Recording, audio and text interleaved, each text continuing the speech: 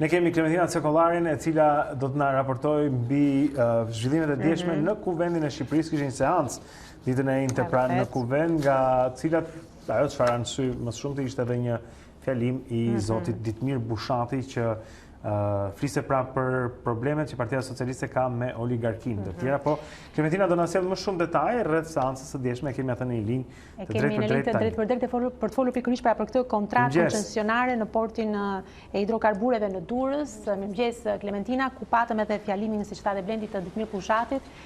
Të ndajemi me oligarkinë, qytetarëve u kemi kthyer shpinën. Po citoj diçka që ai tha ndër të tjera, pra në fjalimin e tij apo jo?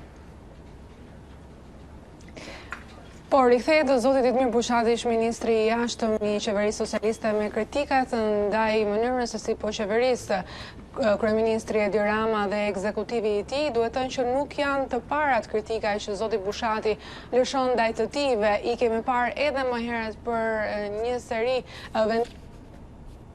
socialistët dhe kryeministri Edi Rama, por u duk se kishte një zbutje të tyre në momentin kur zoti Ditmir Bushatit ju besua të mbante detyrën e të dërguarit të posaçëm të presidencës së radhës OSBE-s, pra në këtë rast të kryeministrit Edi Rama, në kuadër të kësaj kryesimi që mban në qeveria shqiptare për gjatë këtij viti. Por duket se kontrata e kaluar një ditë më parë në Kuvendin e Shqipërisë ka bërë që zoti Ditmir Bushati të rikthehet edhe njerë akuzave, duke i kujtuar se Partia Socialiste është një qeveri e së majtës dhe duhet të mendoj për qytetarët, të mos bëhet sipas tij qeveria e cila përdor taksat e shqiptarëve për të pasuruar një grup njerëzish. Duhet thënë që në fjalët e zotit Ditmir Bushati mund të gjeni mjaft të përbashkëta edhe me kundërshtinë që bëri opozita shqiptare vetëm pak minuta më vonë nga selia e Partisë Demokratike përmes zotit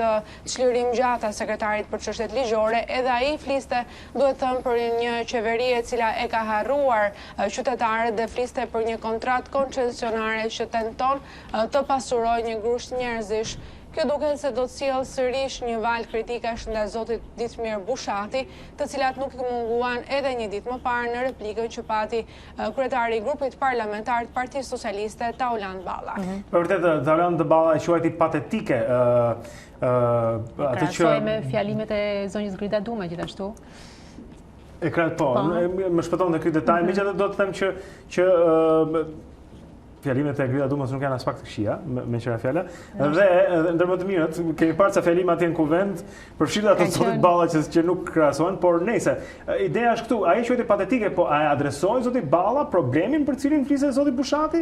Problemin e zhvatjes së pasurisë publike dhe dhënies së kësaj disa njerëzve?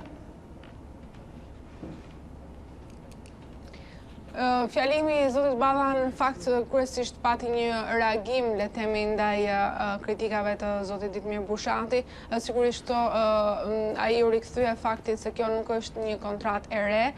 Diskutimet sipas tij kanë nisur qysh vite më parë dhe kjo e bonte sipas tij të vihej në pikpyetje reagimi i zotit Ditmir Bushati, por as për pikpyetjet që ngriti vetë socialisti dhe as pikpyetjet që prej kohësh po ngre Partia Demokratike për këtë çështje nuk pati një përgjigje të drejtë për drejtë. Duhet thënë, gjatë gjithë kësaj periudhe nuk ka pasur një qëndrim me përgjigje referuar aspekteve ligjore nga ana e qeverisë shqiptare për një seri kontratash, jo vetëm ajo e një dite më parë, por edhe kontratat të tjera të cilat duhet thënë janë konsideruar si kontrata sekrete nga ana e Partisë Demokratike dhe opozitës së bashkuar tërësisht. Megjithatë, Klementina, duket sikur zoti Bushati është i vetmi zë që del kundra majorancës në këto momente, pra kundër të tij. Ka të tjerë zëra më sa ti ke nuhatur që ndoshta mund të mendojnë si ai edhe pse nuk shprehen publikisht?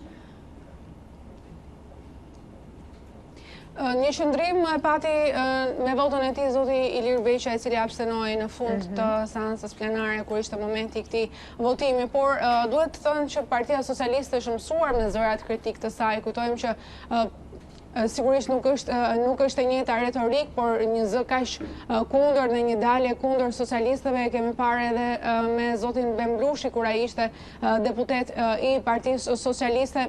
Duhet thënë edhe aso kohë reagimi vinte ose nga kryeministri Edi Rama ose nga kreu i grupit parlamentar socialist Auland Balla. Le të themi kjo është një film i parë ndër radhët e socialistëve, por çfarë mbetet për të parë është nëse zoti Bushati do të vazhdojë të ruaj këtë linjë të kritikave të tij, që sikur sa thash ndonjëherë ndoshta duhet të parë me kujdes si kundër atij tashmë është besuar edhe një detyrë mjaft e rëndësishme në kuadër të kryesimit të Radhës të Shqipërisë të OSBE-s.